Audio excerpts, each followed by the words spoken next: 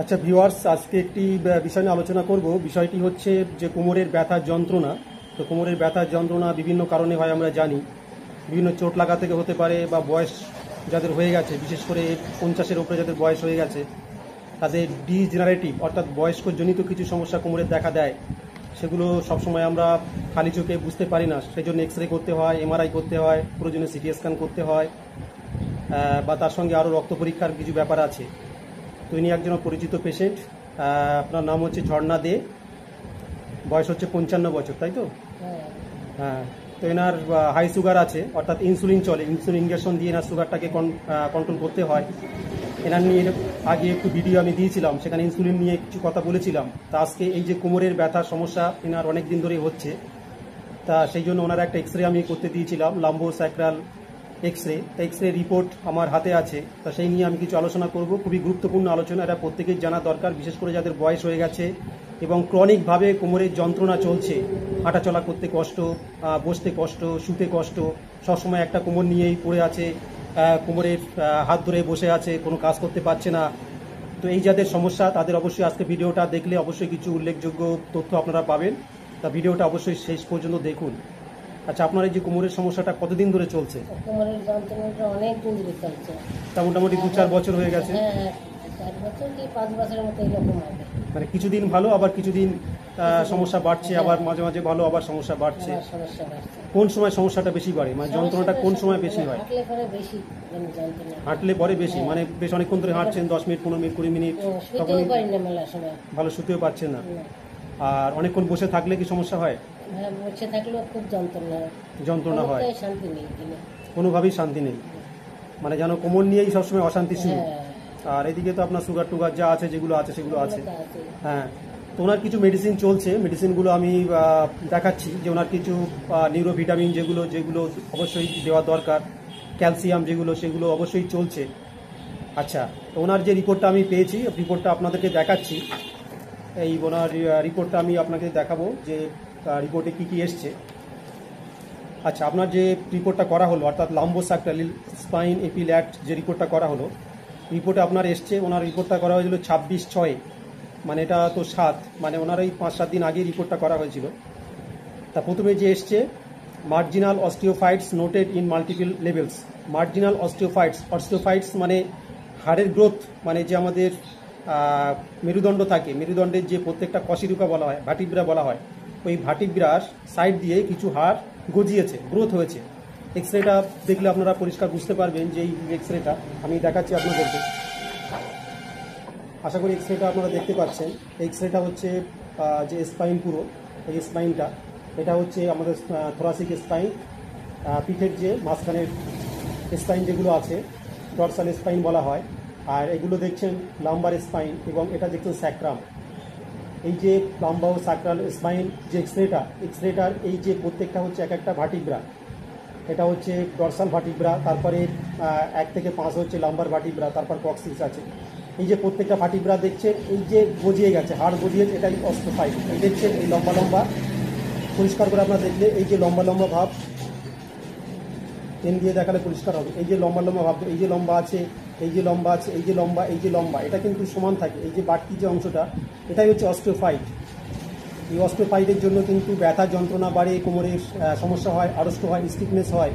পরিষ্কার আপনারা দেখতে পাচ্ছেন, এটা কিন্তু ল্যাটারাল ভিউ, এটা কিন্তু সামনে থেকে পরিষ্কার দেখানোর জন্য, আর এটা ল্যাটারাল ভিউ কিন্তু এই যে অস্টিওফাইটগুলো এসছে। অস্টিওফাইটগুলো অনেকটা কিন্তু আরও বাড়াবাড়ি হতে পারে, আরও বাড়তি হয়ে অস্টিওফাইটগুলো পরিষ্কার হতে পারে।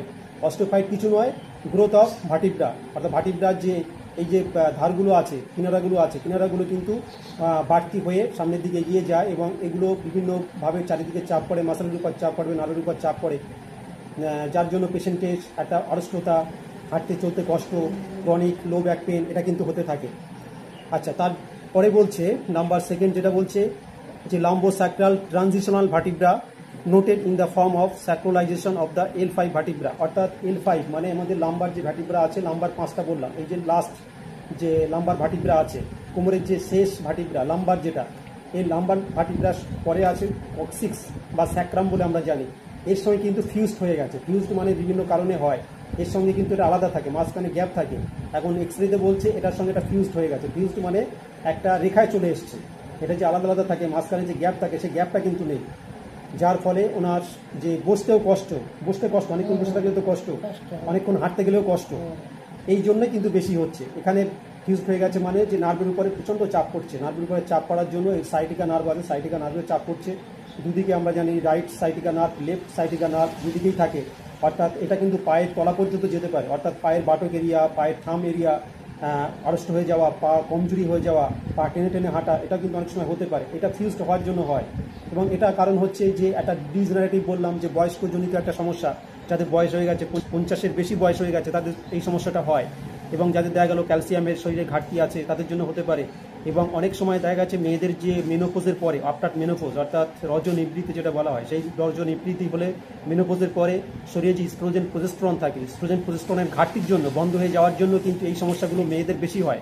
ছেলেদের এগুলো হয়, অর্থাৎ 60, 70, 80 বছরের ছেলেদের হয়, কিন্তু মেয়েদের দেখা গেছে বেশিরভাগ ক্ষেত্রে 50-এর পরে এই জন্য এই সমস্যাগুলো হয়। সেই জন্য আমরা মেয়েদেরকে বলি, বা যারা মা বোনেরা আছেন তাদেরকে বলি যে 40, 45, 50-এর পরেই কিন্তু আপনার ক্যালসিয়াম নিয়মিত খেতে হবে, তার সঙ্গে নিউরো ভিটামিন খেতে হবে, তার সঙ্গে সোয়াবিন বা ক্যালসিয়াম রিলেটেড যে ফুডগুলো আছে, যে মাছ বা সোয়াবিন বা ক্যালসিয়াম যে খেজুর আমরা বলি, বাদাম, এই জাতীয় যে বা ড্রাই ফ্রুটস যেগুলো প্রচুর পরিমাণে ক্যালসিয়াম আছে, খনিজ আছে, মিনারেলস আছে, সেগুলো বেশি পরিমাণে খেতে হবে। ফসফরাস আছে, ম্যাঙ্গানিজ আছে, ভিটামিন D3 আছে, এগুলো বেশি পরিমাণ খেলে তাহলে এই হাড়ের যে ডেন্সিটিটা এগুলো ভালো থাকে এবং এই সমস্যাগুলো কম হয়।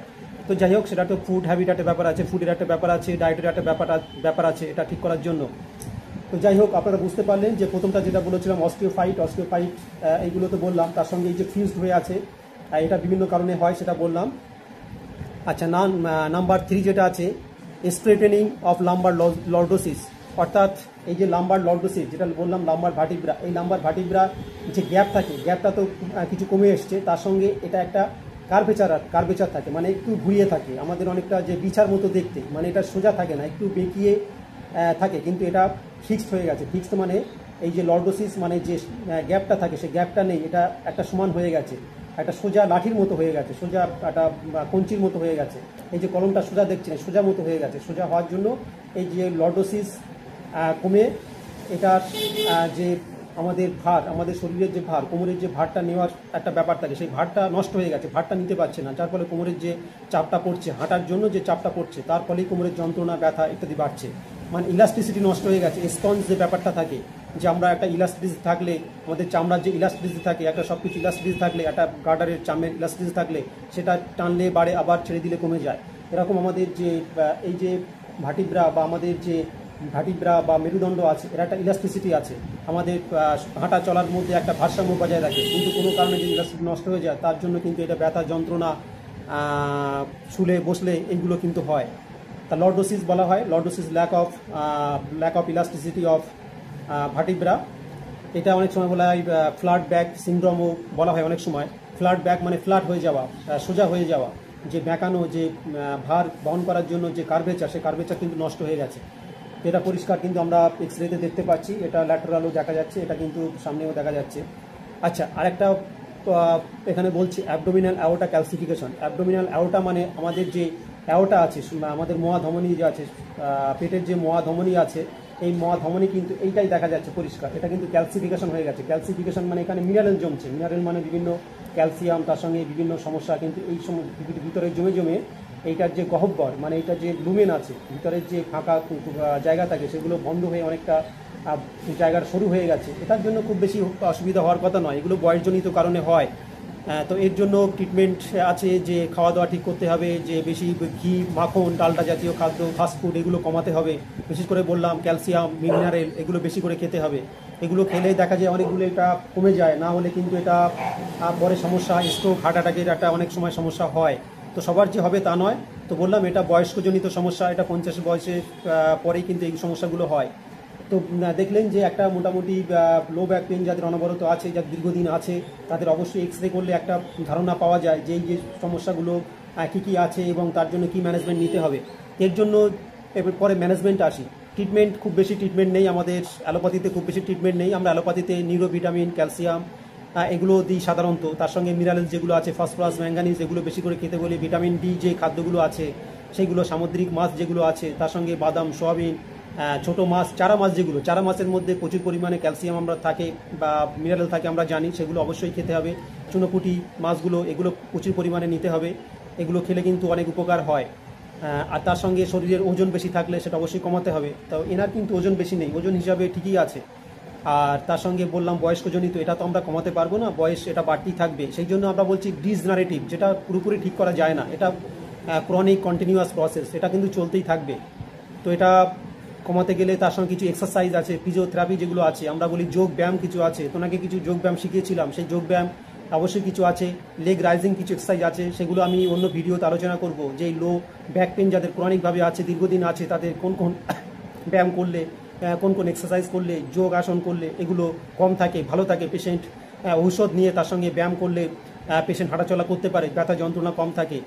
তার সঙ্গে বললাম ঔষধ, তার সঙ্গে যোগ ব্যায়াম, তার সঙ্গে কোমরের বেল্ট, আমরা যেটা করসেট বলি, করসেটটা কোমরের বেল্ট কিন্তু এটা অবশ্যই কোমরের যন্ত্রণা কমানোর জন্য, কোমরের যে সমস্ত সমস্যা বললাম এটা কমানোর জন্য অবশ্যই একটা উপকারী জিনিস। কখন বেল্ট পরবেন? বেল্ট দিনের বেলা পরবেন, যতক্ষণ আপনি কাজ করছেন, হাঁটাচলা করছেন, সেই সময় পরবেন। রাত্রে বেল্ট অবশ্যই খুলে রাখবেন। এবং আমরা বলি বেল্ট যখন শুরু করবেন তখন মোটামুটি 3 মাস কন্টিনিউ করবেন। 3 মাস পরে তারপরে কিছুদিনের জন্য আবার খুলে রাখলেন, আবার 3 মাস পরলেন। বেল্ট যদি আপনি বছরের পর বছর একটানা পরে যান, সেটাও কিন্তু সমস্যা তৈরি করতে পারে, সেটা ভার্টিব্রার কিছু সমস্যা হতে পারে।